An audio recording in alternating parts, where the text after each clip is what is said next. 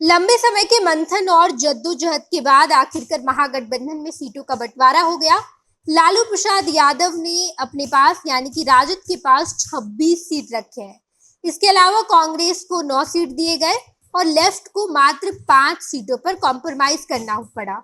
इन सब के बीच एक बात तो सही साबित हो गई कि लालू प्रसाद यादव ने एक तरफा सीटों का बंटवारा किया है और कांग्रेस को उसकी औकात दिखा दी है।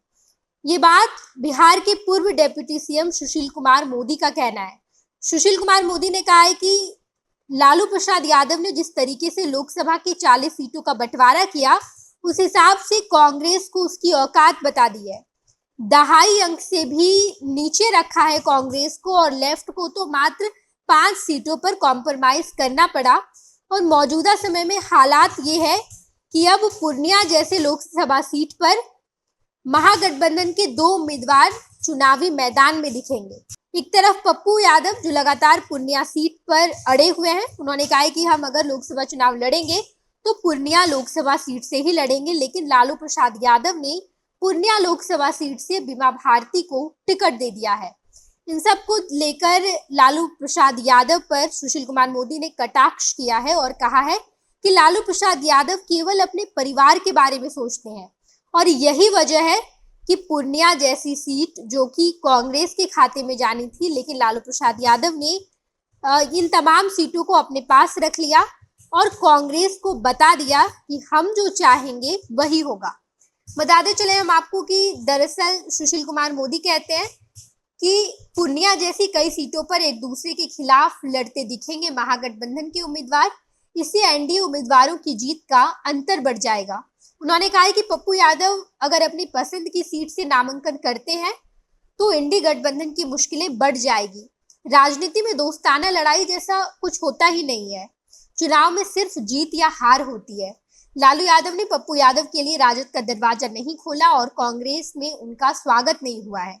सुशील मोदी ने कहा कि पप्पू यादव और उनकी पार्टी के कांग्रेस में शामिल होने की जानकारी बिहार कांग्रेस प्रदेश अध्यक्ष अखिलेश प्रसाद सिंह को भी नहीं थी।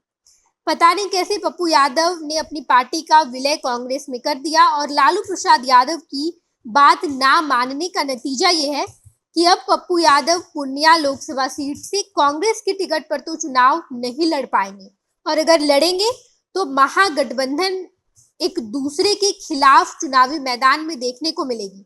महागठबंधन के जो बाकी दल है कांग्रेस और लेफ्ट यानी कि सीपीआई, सीपीआईएमएल और सीपीआईएम, ये तमाम दल एक दूसरे के खिलाफ चुनावी मैदान में दिख सकती है और ऐसे में फायदा एनडीए गठबंधन को होगा। इस बार नरेंद्र मोदी का जो लक्ष्य है कि 400 पार होना चाहिए और अगर महागठबंधन एक दूसरे के खिलाफ नजर आती है तो 400 का आंकड़ा पूरा होता दिखाई देगा। देखना दिलचस्प होगा। तमाम खबरों से हम आपको रूबरू कराएंगे। देखते रहिएगा खुश बिहार झारखंड। धन्यवाद। ये लो मुंह मीठा करो, आज मैंने अपना जॉब छोड़ दिया। अब हम पूर्णिया वापस जाएंगे।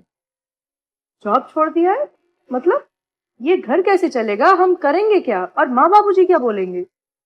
इसलिए मैं एक और मिठाई का डब्बा लाया। अपने बिजनेस के लिए लोन अप्रूव हो गया। अरे लोन अप्रूव हो गया वो तो ठीक है, लेकिन पूर्णिया में हम रहेंगे कहाँ? अपना घर भी तो नहीं है वहाँ। इसलिए तो एक और मिठाई का डब्बा अलग से लाया हूँ। हमने पूर्णिया में घर ले लिया है, पूर्णिया के ई होम्स पैनोरमा में। पूर्णिया में पैनोरमा ग्रुप लेकर आए हैं ई होम्स पैनोरमा। बड़ा घर, आलीशान जिंदगी और अत्याधुनिक सुविधाओं के संग। अरे अरे अब क्यों मुंह मीठा करवा रही हो? क्योंकि हम घर वापसी जो कर रहे हैं। घर वापसी की खुशी पूर्णिया में ई होम्स पैनोरमा के संग।